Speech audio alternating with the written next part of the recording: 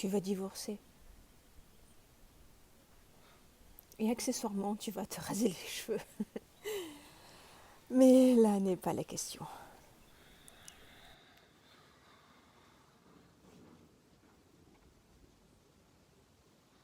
Tu vas divorcer.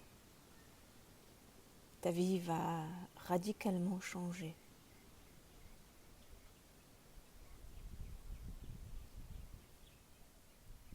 Bon, alors je ne te dis pas ça pour te faire du mal, hein. Je ne te dis pas ça pour foutre la merde. Je te dis ça parce qu'il faut vraiment que je te le dise. Et parce que je sais que tu as besoin de vérité. C'est vraiment quelque chose de très très important pour toi, de vital. You're craving for honesty and feedback. You're craving for the truth. Et là, il t'en manque de la vérité. Il t'en manque de l'honnêteté, n'est-ce pas? Et si ce n'est pas moi qui te le dis, avec tout l'amour que j'ai pour toi, alors qui?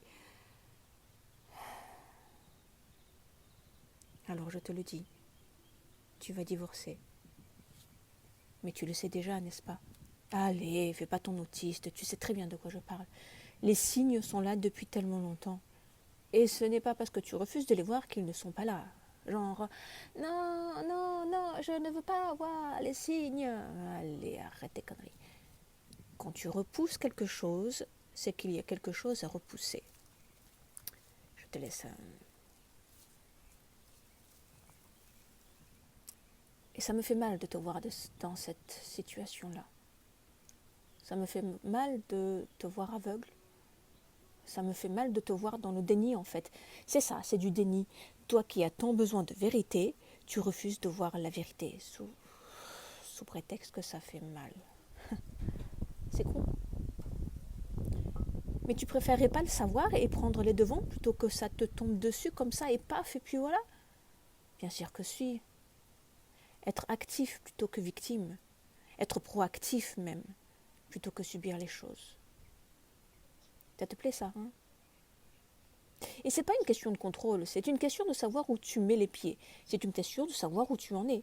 Parce que quand tu sais où tu es, tu connais le point de départ et donc tu peux te diriger vers là où tu veux aller. C'est important, non? Et oui, peut-être que la crise de la quarantaine passe par là, et alors? Tu te crois immunisé des banalités? Et redescends un petit peu de ton piédestal là. Alors il va s'en passer des choses pour toi. Beaucoup. C'est ce qui arrive quand on prend le temps de s'occuper de soi. Et il va s'en passer encore plus quand tu vas te faire coacher. Et attention, le coaching, c'est violent, hein. C'est violent parce que c'est du développement personnel, mais en condensé. Je veux dire, ça fait des années maintenant que tu t'intéresses au développement personnel, hein, mais il y a un côté où, quand tu es tout seul dans ton coin, tu as tendance à être extrêmement bienveillant envers toi-même. Tu as tendance à te brosser un peu dans le sens du poil, quoi, à être très indulgent. Mais le coaching, ça t'enlève tous ces bullshit-là.